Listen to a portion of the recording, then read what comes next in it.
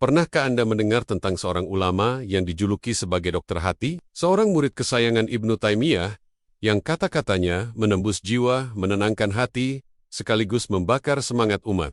Dialah Ibnu Qayyim al-Jauziyah. Tapi, tahukah Anda, perjalanan hidupnya penuh ujian, penjara, bahkan tantangan dari penguasa. Bagaimana kisah luar biasa ulama besar ini? Mari kita telusuri. Selamat datang di channel Azum, tempat di mana kita menghidupkan kembali kisah-kisah inspiratif Islam.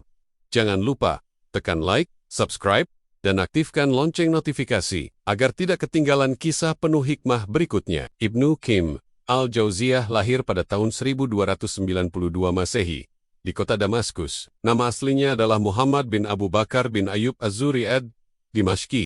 Julukan Ibnu Qayyim berasal dari profesi ayahnya, yang menjadi pengelola sebuah sekolah bernama Al-Jauziyah. Sejak kecil, ia dikenal haus ilmu. Ia mempelajari tafsir, hadis, fikih, bahasa Arab, hingga kedokteran jiwa. Namun titik balik terbesar hidupnya terjadi ketika ia berguru kepada ulama besar Ibnu Taimiyah. Bersamanya, Ibnu Qayyim bukan hanya belajar ilmu, tapi juga keberanian. Keberanian untuk menegakkan kebenaran, meski harus berhadapan dengan penguasa, meski harus masuk penjara. Bayangkan, murid dan guru ini pernah dipenjara bersama, hanya karena berpegang teguh pada kebenaran. Dalam penjara, bukan air mata yang keluar dari dirinya, melainkan lautan ilmu. Ibnu Qayyim menggunakan masa tahanannya untuk menulis, merenung, dan memperdalam Al-Quran. Justru dari balik jeruji, lahirlah mutiara-mutiara hikmah yang hingga kini masih kita baca. Di antara karya monumentalnya adalah Madarijus Salikin, Zadul Ma'ad, dan Ilamul Mu'aqi. Karyanya bukan hanya membahas hukum, tapi juga menyentuh hati. Ia sering menulis tentang cinta kepada Allah,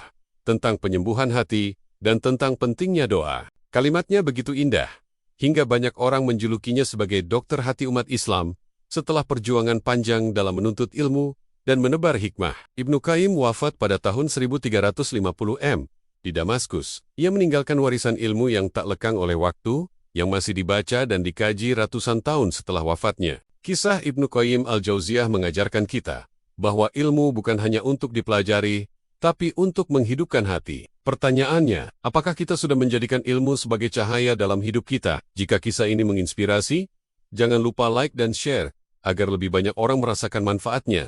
Sampai jumpa di kisah inspiratif Islam berikutnya, hanya di channel Azumai. Wassalamualaikum warahmatullahi wabarakatuh.